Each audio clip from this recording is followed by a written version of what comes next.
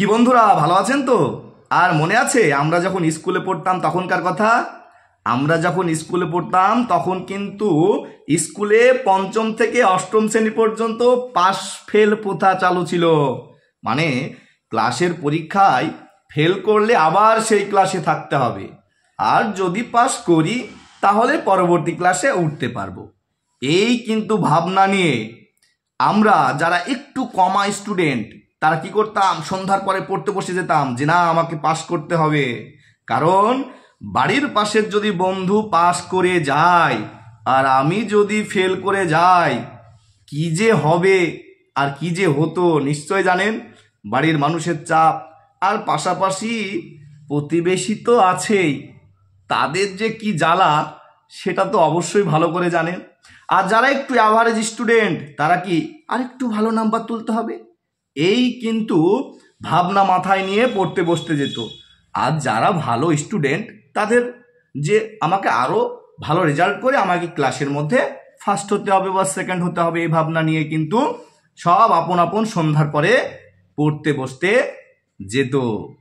আর এই সন্ধ্যার পরে যখন হাত মুখ ধুয়ে পড়তে বসতাম তখন কিন্তু অনেক ঘটনায় ঘটতো যে বাড়ির পাশের বন্ধুটা এত জোরে পড়ছে, আমাকেও পড়তে হবে। ও এত ভালো রেজাল্ট করছে, আমাকেও করতে হবে। ও পাস করেছে, আমাকেও করতে হবে। এই যে ভাবনাগুলো ছিল, এই ভাবনা নিয়ে কিন্তু আমরা প্রত্যেক দিন সন্ধ্যার পরে পড়তে বসতাম। আর স্কুলে আমরা আমাদের নিজের যে প্রতিভা, সেই প্রতিভা কিন্তু দেখানোর চেষ্টা করতাম। কিন্তু হঠাৎ করে কি হলো, আমাদের এই শিক্ষা ব্যবস্থায় পঞ্চম থেকে অষ্টম শ্রেণী পর্যন্ত পাস ফেল প্রথাটা কিন্তু উঠে গেল। মানে পড়লেও পাস, না পড়লেও পাস। তখন কিন্তু ছাত্রছাত্রীদের মধ্যে একটা ভাবনা ঢুকে গেল, আরে পড়লেও তো পাস, না পড়লেও পাস, অত চাপ নিয়ে কি লাভ। আবার যদি কোনো স্টুডেন্ট সন্ধ্যার পর পড়তে বসেছে আর একটা বন্ধু এসে বলছে, কিরে কি করছিস? এই তো পড়ছি। আরে পড়ে কি করবি, শুনিসনি যে পাস ফেল নেই, আর পড়লেও পাস না পড়লেও পাস, চল একটু ঘুরে আসি। এই যে ভাবনাগুলো ঢুকে গেল, তারপরে কি হলো, ছাত্রছাত্রী তাদের ইচ্ছে মতো, ইচ্ছে হলে পড়লো, না হলে ছেড়ে দিল। এই যে ভাবনাগুলো কিন্তু চলে আসলো।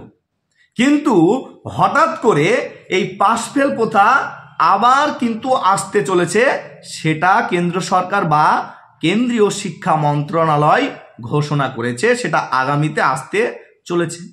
তাহলে হঠাৎ করে যে পাস ফেল প্রথা ছিল সেটা তুলে দিল, আবার সেটা আনার প্রয়োজন বোধ কেন মনে করছে কেন্দ্রীয় শিক্ষা মন্ত্রণালয়, সেটাও কিন্তু ভাববার বিষয়।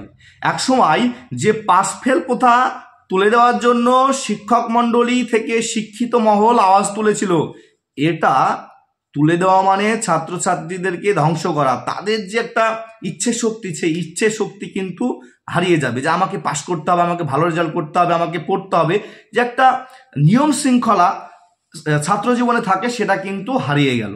আবার হঠাৎ করে পাস ফেল চলে আসলো। এবার যে পাস ফেল প্রথা আসলো সেটা কিভাবে আসবে, কি কি নিয়ম থাকবে, সেগুলো একটু বলি। কেন্দ্রীয় শিক্ষা মন্ত্রণালয় কিছুদিন আগে মানে একটা ঘোষণা করেছে যে আবার পঞ্চম থেকে অষ্টম শ্রেণী পর্যন্ত পাস ফেল প্রথা আসছে। আর সেটা এখন কেন্দ্রীয় যে বিদ্যালয়গুলো রয়েছে সেগুলোতে চালু হবে। কারণ শিক্ষা যে ব্যবস্থাটা সেটা হলো যুগ্ম তালিকার অন্তর্ভুক্ত। যুগ্ম তালিকা মানে কেন্দ্র এবং রাজ্য উভয় সরকার কিন্তু এটাকে দেখাশোনা করে বা হ্যান্ডেল করে। সেজন্য কেন্দ্র সরকার যদি সিদ্ধান্ত নেয় তাহলে কেন্দ্রীয় যে বিদ্যালয়গুলো সেখানেই চালু হবে, সেটাই বলেছে। এবার নিয়ম কি থাকবে, এই যে পঞ্চম থেকে অষ্টম শ্রেণী পর্যন্ত পাস ফেল প্রথা আসলো, এই যে সিস্টেমে যারা পরীক্ষা দিবে, পরীক্ষা দেওয়ার পর যারা প্রথমে পাস করবে তারা পরবর্তী ক্লাসে উত্তীর্ণ হবে, আর যারা ফেল করবে ক্লাসে তারা আর একটা সুযোগ পাবে। কি সুযোগ? 2 মাসের মধ্যে যে সমস্ত ছাত্রছাত্রীরা ফেল করবে তারা আবার পরীক্ষায় বসতে পাবে। যদি সেই পরীক্ষায় পাস করে তাহলে কি হবে, পরবর্তী শ্রেণীতে উঠতে পারবে।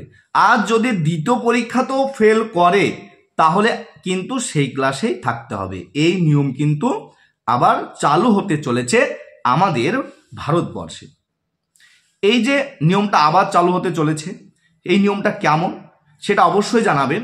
এর পাশাপাশি আমরা একটু আলোচনা করব যে এই যে পাশ ফেল প্রথা যে তুলে দিয়েছিল, আবার হঠাৎ করে আনার প্রয়োজন কেন মনে করলো তারা। এটা কিন্তু অনেক কারণ থাকতে পারে। কারণ হয়তো তারা রিসার্চ করে দেখেছে যে না, এই পাশ ফেল প্রথা তুলে দেওয়ার ফলে ছাত্রছাত্রীরা দিন দিন আরও ধ্বংসের মুখে চলে যাচ্ছে। আর এর পাশাপাশি আমরা তো সকলেই আশেপাশে ছাত্রছাত্রীদেরকে দেখে বুঝতেই পারতাম যে ছাত্রছাত্রীরা এখন স্কুলে যাচ্ছে, মানে পড়াশোনা করছে, তাদের ভেতরে জ্ঞান ঢুকলো কি ঢুকলো না সেটা পরের বিষয়, তারা শুধু ডিগ্রি পেয়ে যাচ্ছে। এটা কিন্তু আমরা দেখতে পেয়েছি। এবার আমরা এই যে পঞ্চম থেকে অষ্টম শ্রেণী পর্যন্ত পাশ ফেল ছিল এবং সেই প্রথা যখন একসময় তুলে দিল, এই তুলে দেওয়ার পর আমরা কি কি দেখতে পেয়েছি ছাত্রছাত্রীদের মধ্যে সেটা একটু আলোচনা করব।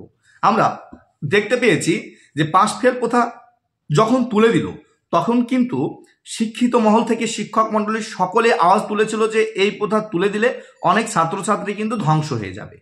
আর আমরা দেখতেও পেয়েছি এই পাশ ফেল প্রথা তুলে দেওয়ার ফলে কি হলো, আমাদের যে সরকার, সেই সরকার কিন্তু তাদের রিপোর্ট অনুযায়ী দেখাচ্ছে যে আমাদের দেশে বা আমাদের রাজ্যে শিক্ষার হার এত, রিপোর্ট অনুযায়ী আমাদের রাজ্য হয়তো 1 নম্বর 2 নম্বর বা 3 নম্বর। কিন্তু আমরা যেই ছাত্রছাত্রীকে প্রশ্ন করতে যাচ্ছি যে বলো তো এটা কি জিনিস, সে জানেই না। অনেক ছাত্রছাত্রী আবার নিজের নামটা সই করতেই পারছে না, অথচ আমাদের সরকারের রিপোর্ট অনুযায়ী শিক্ষার হার এত, কিন্তু ভেতরে মশলা নেই। এই যে এই সমস্ত জিনিসগুলো কিন্তু আমরা দেখতে পেয়েছি। হঠাৎ করে আবার এই পাশ ফেল প্রথা আনার প্রক্রিয়া চালু হতে চলেছে, সেটা কেন্দ্রীয় সরকার বা কেন্দ্রীয় শিক্ষা মন্ত্রণালয় ঘোষণা করেছে। এবার রাজ্যগুলো আগামীতে চালু করবে কিনা সেটা তাদের বিষয়, কারণ শিক্ষা বললাম একটু আগে যে যুগ্ম তালিকার অন্তর্ভুক্ত, রাজ্য আলাদাভাবে সিদ্ধান্ত নেবে আর কেন্দ্র আলাদাভাবে সিদ্ধান্ত নেবে। তাই রাজ্যগুলো চালু করবে কিনা সেগুলো তারা ভাববে।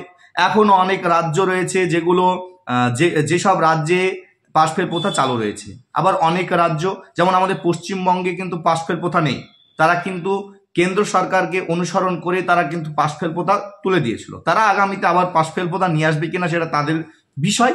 তবে এই পাশ ফেল প্রথা নিয়ে আসার ফলে আগামীতে ছাত্রছাত্রীদের ভালো হবে না খারাপ হবে সেটা অবশ্যই জানাবেন। কারণ এই পাশ ফেল প্রথা তুলে দেওয়ার ফলে একসময় কিন্তু অনেক কন্ট্রোভার্সি হয়েছিল, অনেক তর্ক বিতর্ক হয়েছিল। তাই সকলে একটু মতামত জানাবেন, তাহলে সুবিধা হবে আমাদের জানতে এবং অনেকের বুঝতে। তাই সকলে ভালো থাকবেন, সুস্থ থাকবেন, আর যদি ভালো লাগে তাহলে ভিডিওটি শেয়ার করে অপরকে জানতে সাহায্য করবেন।